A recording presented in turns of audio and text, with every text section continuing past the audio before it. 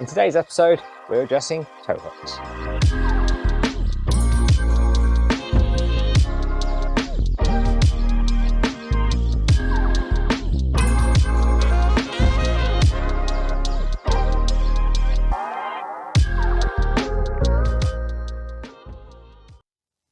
Our governing body states that we must have tow point in the front and the rear of the vehicle.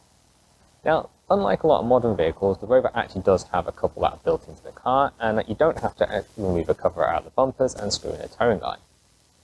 The issue with them, however, though, is the location of the vehicle.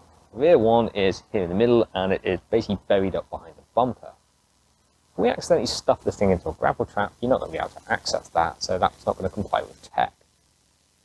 My teammate Matt has come up with a pair of these. These are tow straps that are off his old overlanding Volvo rig. So it's left to me to figure out a way of attaching these to the car. The first step in my plan to mount the tow straps was to make a piece that filled in the void created by the existing towing loop and the boot floor. I decided to try and mount the tow straps to the existing towing points as I knew there would be strong enough areas on the car.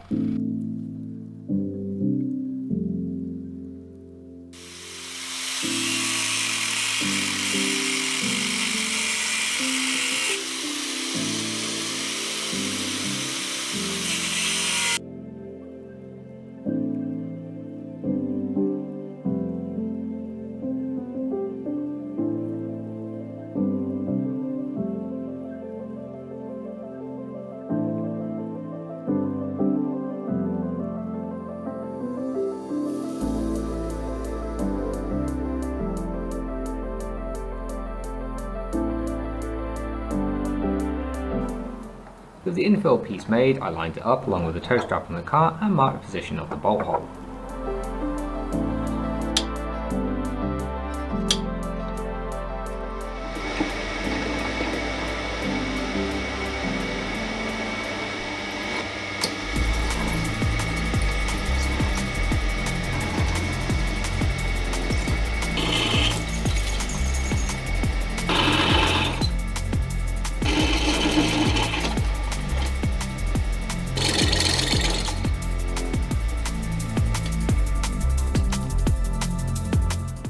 With the infill piece drilled, the next step was to make a set of plates that would sandwich it between the Rover's existing rear towing point. This started off by making a cardboard template.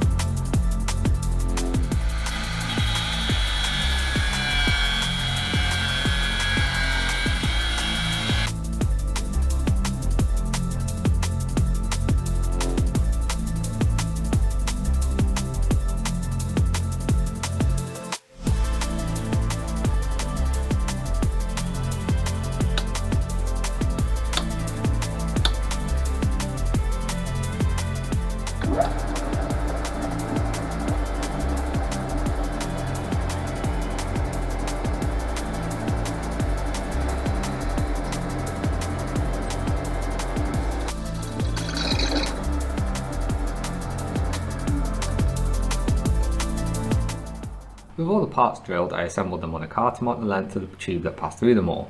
The purpose of the small metal tube passing through all the parts was to keep everything aligned and also to reduce the size of the hole in the toe strap itself down to a more common bolt size, 12mm.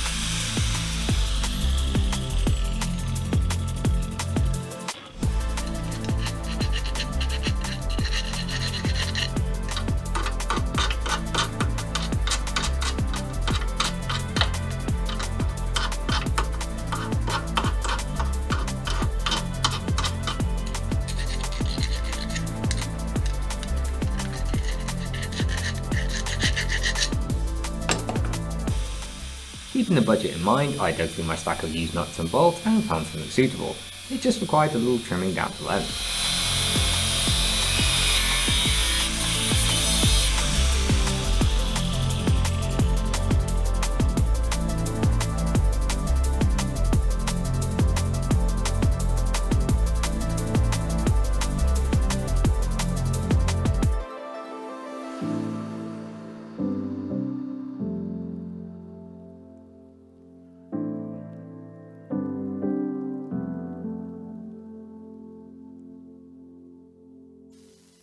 The rear towing point sorted out, we just need to sort the front one, and it's very much a similar process. The Rover actually has 2 tow points on the front of them, but we only need to have 1 to be compliant with our rules. I'm going to put it on the driver's side, which is located down here. What we need to do is make set plates like I did to the rear, that bolt in around here, and then I can bolt the tow strap Matt provided.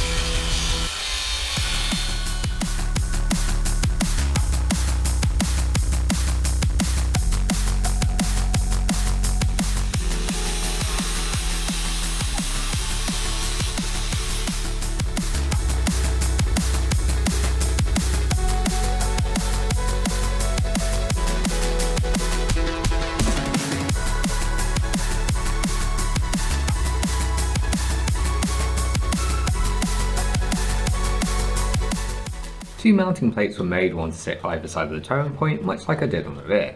With the plates made, I got one into position and then marked the position of where I need to drill for the bolt hole. In order to get the inner plates to sit correctly, a bodywork seam had to be massaged out of the way. I deployed the usual adjustable spanners and hammers in order to do this.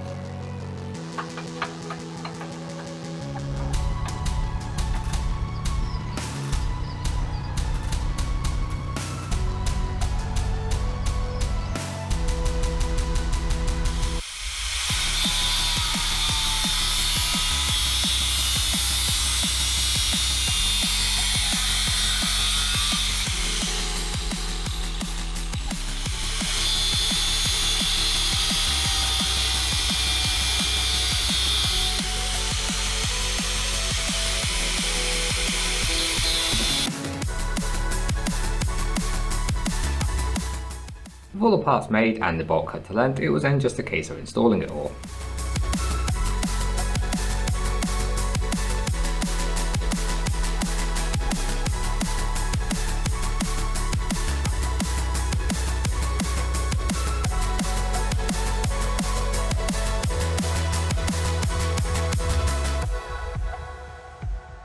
While working down here on the toe strap, I can't help but look at the windscreen washer bottle, which is giving me an idea. Step 1 in my plan was to make some brackets. A total of 4 brackets were required, and the eagle-eyed amongst you might notice that I'm making these from what was my first attempt at making the Mini's top radiator bracket.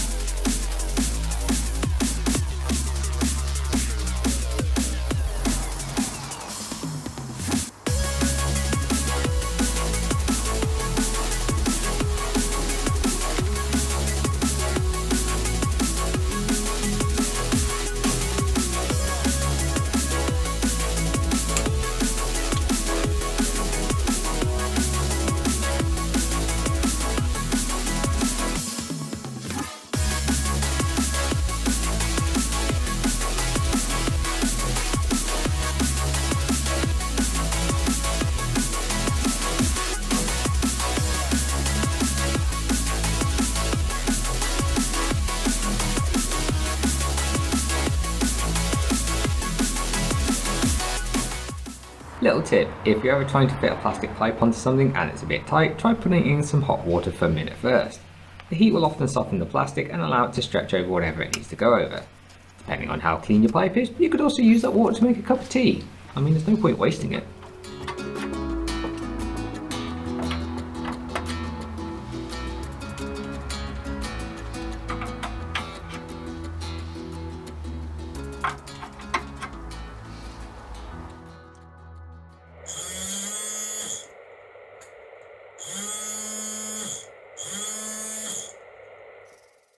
Oh yeah, we went there. Now, whether this is strictly legal according to our governing body, that's debatable. But the more important thing is, though, it doesn't say in the rules we can't. The only thing it does say, though, is we're not allowed to run screen wash. This will have to be replaced with water. However, as it's currently hovering around 2 degrees, I'm going to leave this in here for the time being so it doesn't freeze and crack our bottle. Anyway, with that little lot done, we can now fit the front bumper. That's a job that's going to have to wait till tomorrow. Quick editorial note here because I kind of forgot to explain before. The idea behind the radiator spray system isn't to develop more power. This engine is neither turbocharged nor does it have an intercooler, so it really isn't going to do anything. The idea behind it is kind of a last-ditch attempt at protecting our engine. Rover K series aren't exactly known for their cooling abilities, so if it starts getting a little on the hot side, we can hit that rear washer jet and hopefully try and cool our radiator down, protecting it. Now, as I said before, I don't know if this is strictly illegal, but it doesn't say in the rules we can't. I am, however, willing to take the gamble on this because worst case scenario, we're going to get black flagged and kicked off track for a little bit, but at least we're going to hopefully protect our engine. I'd much rather spend my time serving a penalty rather than spending hours replacing a head gasket on an engine and missing the end of the race. Anyway, with that being said, and with all been fitted up, we can move on to refitting the front bumper. The first part of the front bumper to be fitted was the under tray.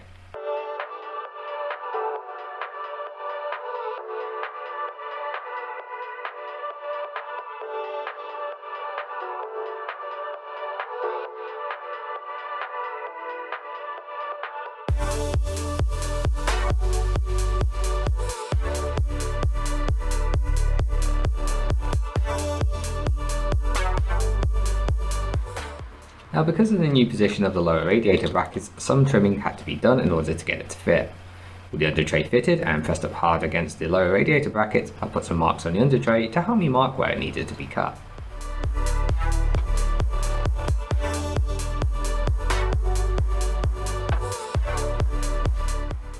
You may remember when I had to remove the Rover's original lower radiator brackets, there were actually 3 brackets that had to be removed. I only welded 2 of them back onto the cart, so lined up the third one with the marks I made on the under tray and traced around it so I know where to cut.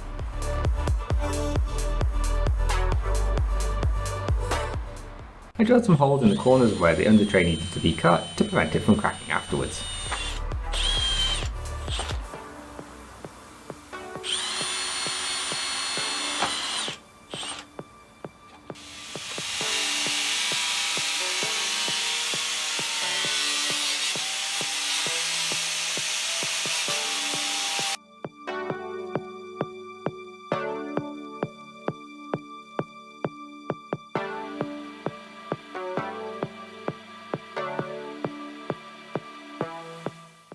One downside of cutting plastic with an abrasive wheel is that it tends to melt back together after you've cut it. The under tray was no exception, so I had to deploy the Stanley knife afterwards to finish the job.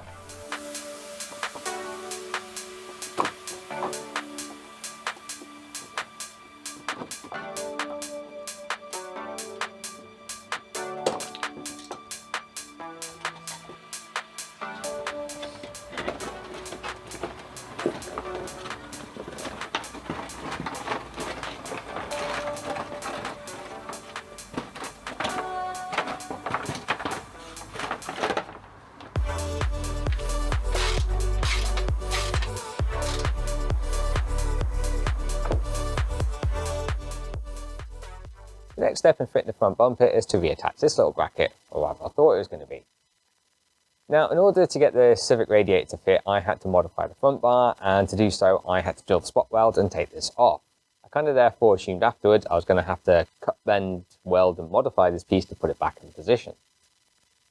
Now, If I'm honest, it's been a while since I took the bumper off and I've kind of forgot how it all went together. So for reference, I went and took a look at my Civic, which is essentially the same car underneath.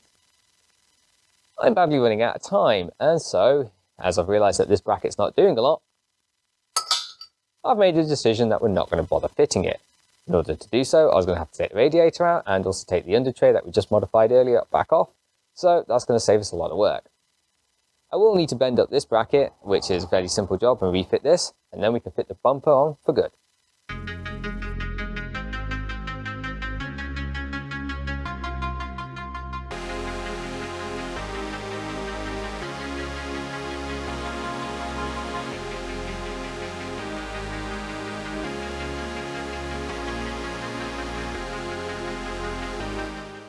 With the previous mentioned brackets bent and refitted, I began refitting the front bumper. I was hoping it was just going to go back on as it is, but unfortunately, as I discovered, it too needed a little trimming in order to clear the lower radiator brackets.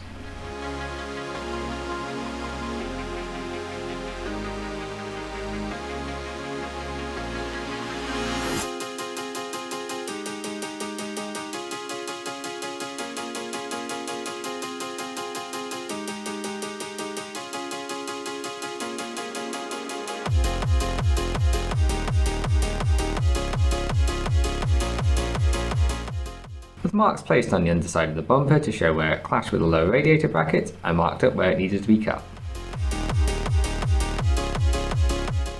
Due to better access this time, I trimmed the bumper using a tender saw.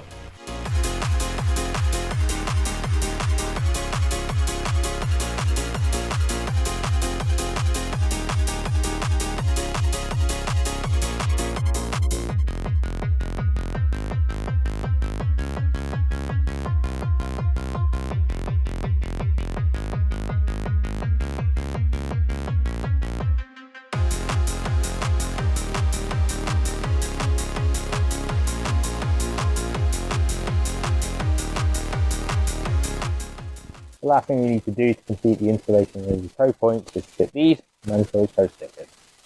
Clean this, get it stuck on.